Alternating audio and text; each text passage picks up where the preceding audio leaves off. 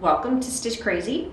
Today we're going to do a little something a little bit different. We are going to make some dog bones out of blue jeans. And this is what they're going to look like. Here's two samples.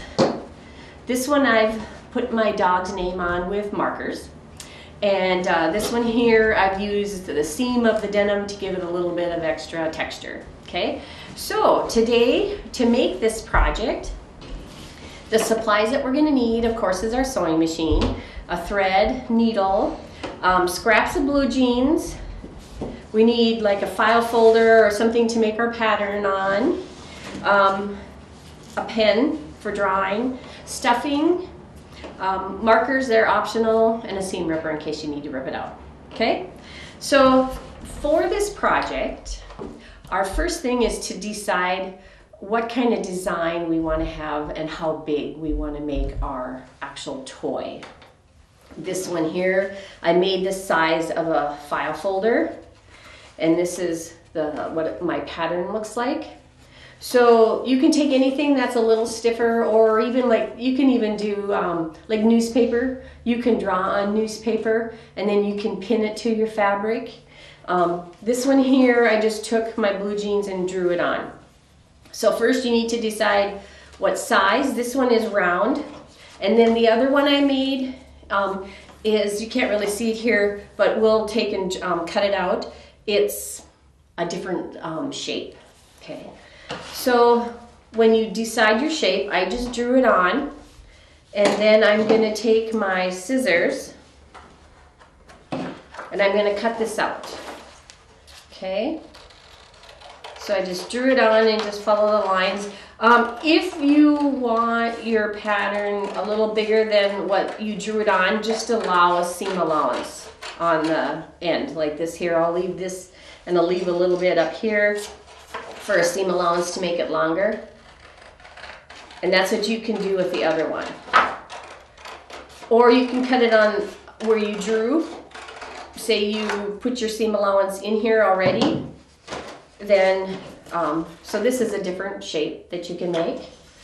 And then I drew another size where it's wider, narrower, wider, and it's similar to this except for it's got pointy ends instead of round. Okay, so you can make whatever design you want. If you want it just a rectangle tube, you can do that too. Maybe we'll do that with this one. We'll just take and cut it, and you just want it for a pattern. You could just take your material too and just draw your rectangle like this. So then you would just have a straight bone like that if you want to. So these are a couple different shapes that you can make your dog bone. Okay. And like I said, if you don't have a file folder, you can use newspaper. Tracing paper would be okay too. Okay. So once we got our pattern design down. Faster than fast internet is here. Valley now has higher broadband speeds of up to 1 gigabit. Get the bandwidth you need for all your devices at one time. Gaming with no lag time. Video stream your favorite movies instantly in HD quality. Video chat with friends and family without interruption. Download your favorite music and photos in seconds. All on our 100% fiber optics network. Valley offers managed Wi-Fi and backup services too, bringing together all the services you need. Valley Telecommunications Cooperative. Then we're going to take our blue jeans, go to our stash, and then what we're going to want to do is we want two pieces, one for the front and one for the back. Okay?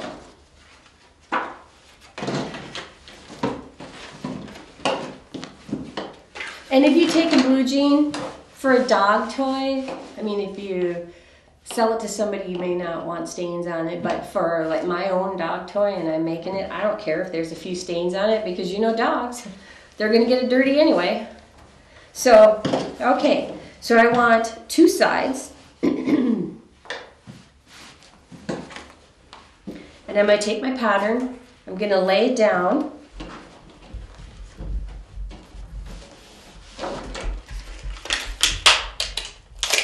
And then I'm going to take my marker. You can take a pen too, but I'm going to take a marker And I'm going to draw all the way around.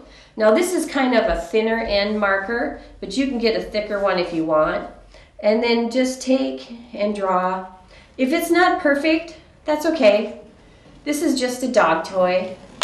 So if you don't get your, if it's not straight, that's okay. Okay, so then I'm going to take and draw another one here.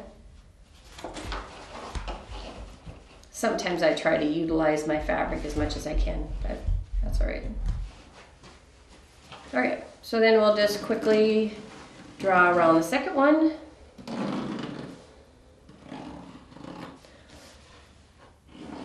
Now, if I had wanted to do both at the same time, like this, I would just pin it and then try to cut around both thicknesses at the same time.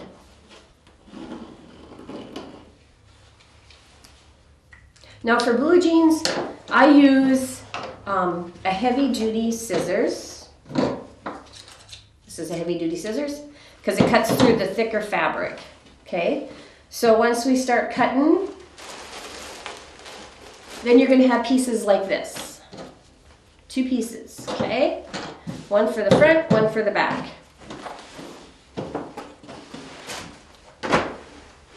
Okay, then what we're going to do is we're going to take these two, put the right sides together, and we're going to take it over to the sewing machine. Now, when we are sewing this, we want to leave an opening somewhere because we want to be able to take and turn this inside out, okay? So what I've done is I've started kind of like right inside of this little curve here. And for the dog bone, I sew all the way around, then I turn it around and I sew it again. So then it's like a double thickness. So we're just going to take, and if it's not perfect, that's okay. And then we're going to back stitch, or on my machine it will like stitch a couple times the same. And then we're going to go 1/4 of an inch all the way around. And we may have to stop and kind of maneuver around the curves. And on this, if the fabric is bigger on one side and not on the other, you can kind of like pull your fabric so that it would make it a little puffier for your dog toy.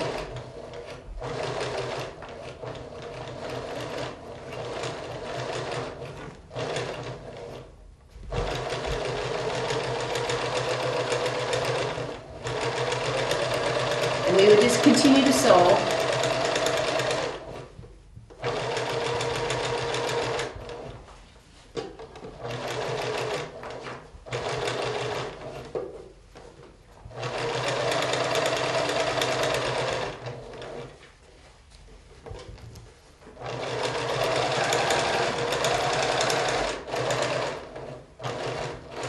And then around the curves again, I kind of just put my needle down and maneuver it around.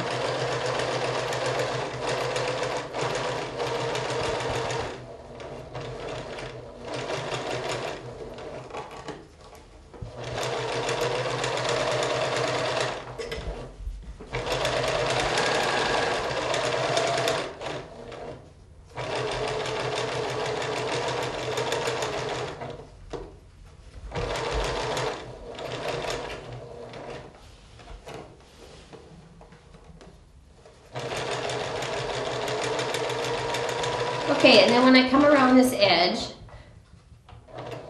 then I'm just gonna turn it around and then stitch it all the way around so it's just a double stitching, okay?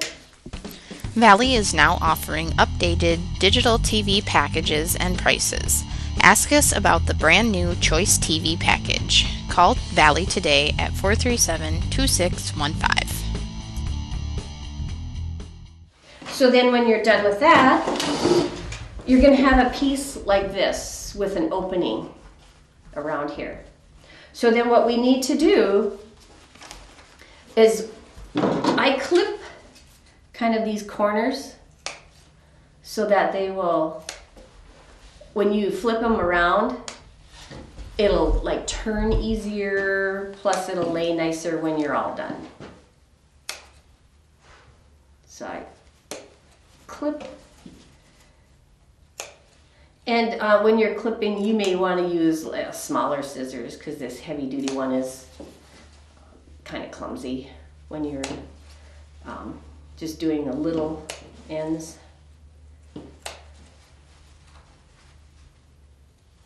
Okay, so now we're going to take our piece and we are going to start in the corner over here.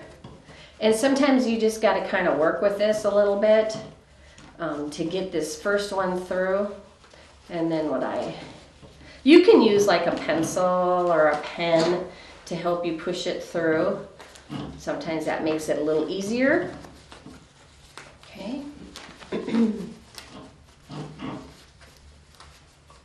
And we won't worry about these corners until we get everything through.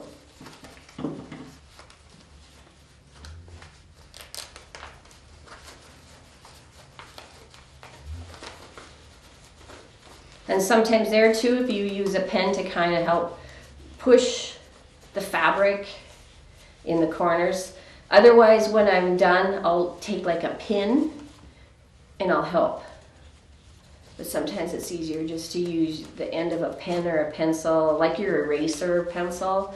That works really good for turning your fabric in the corners especially. But you can have square corners if you want, it doesn't matter. Whatever you want, like if we did the other one where we had just a rectangle, then we would have square corners. And I should have had a sample of that. Sorry about that. Okay, so once we got one side, then we want to go to the other side and get your corner kind of turned in.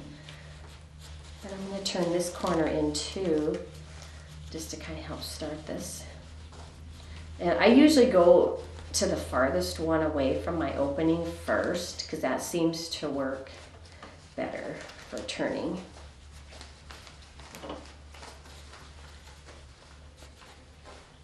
Let's see if we can get my pencil here to help get this one started.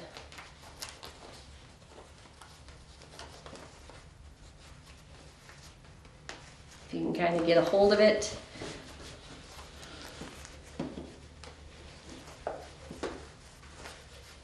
That's why you may want to leave a little bigger opening, because then it would be easier to pull through.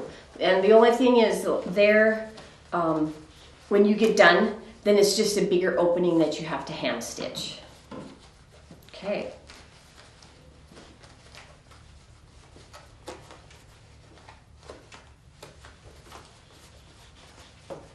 Okay, so then we have this that is totally turned inside out, or right sides to the outside.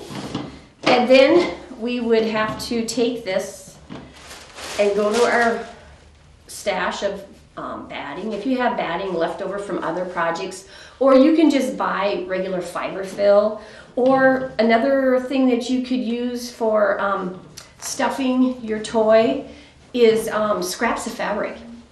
If you have where you take it and just thrown scraps of fabric in a bag, or in a spot where, and then you can just fill this. The only thing is, if the dog would ever get it open, then you're going to have scraps of fabric all over. You probably would have batting too, but it seems like batting is a little easier to pick up than little pieces of scrap fabric. Okay, so then what I do is I try to push the corners in first, and then you can just tear this apart accordingly.